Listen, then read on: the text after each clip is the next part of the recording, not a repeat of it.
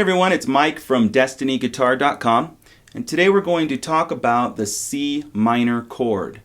And the C minor chord, in its traditional best position, if you want to call it that, on the neck is a chord where you're going to have to learn how to bar on the 5th string. It is not exactly the easiest thing to do, but if you've explored some of our other videos on how to play chords like the B or the B minor, B flat minor, then you'll know exactly what to do.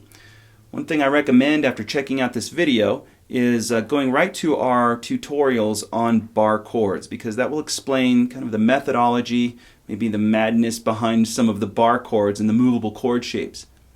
Now the C minor chord uses the A minor movable chord shape. So let's just get right up close on the neck and I'll show you exactly what I'm talking about.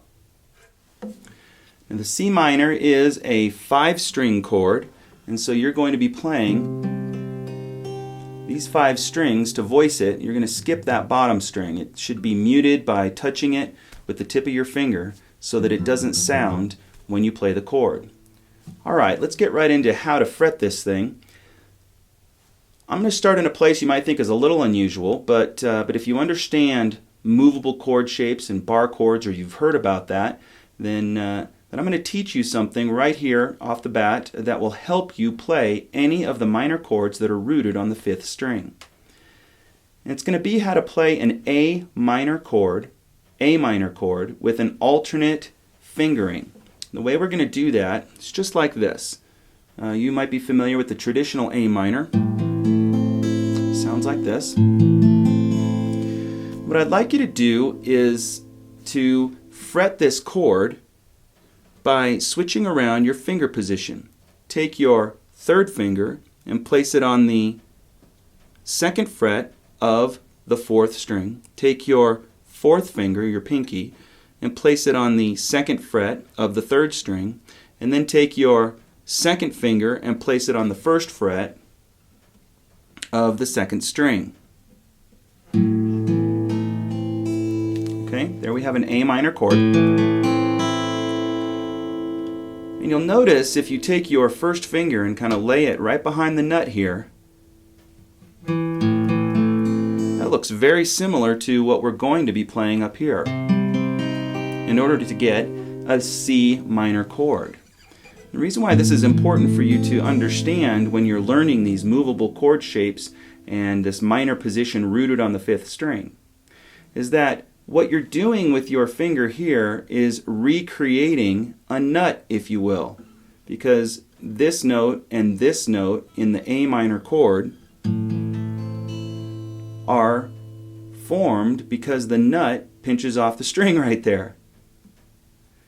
And so what we're going to do is take this chord shape and move it right up here to this position on the guitar, and we now have a C minor.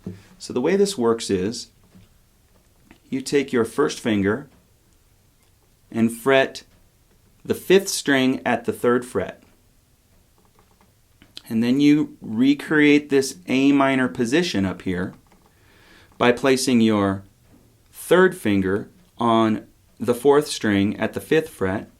You take your 4th finger and put it on the 5th fret here on the 3rd string.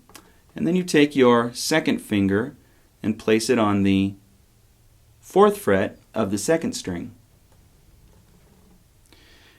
And then in order to get this top note, which we need, we're going to lay this 1st finger down in order to fret that note.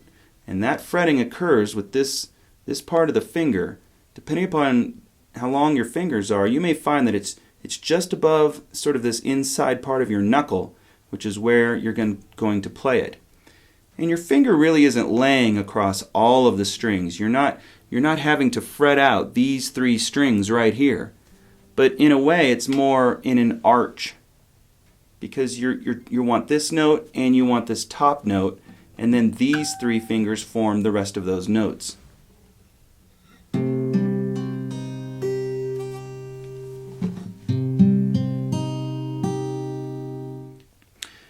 Now in this C minor chord, let's talk a little bit about the theory behind the chord. As with any minor chord, the the thing that makes it different from its major counterpart is simply you've taken the third note in the scale and dropped it a half step.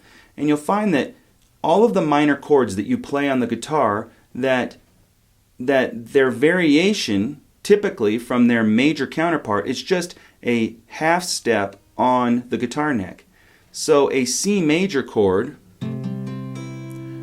includes the E note here, and we drop that a half step in order to get the C minor chord.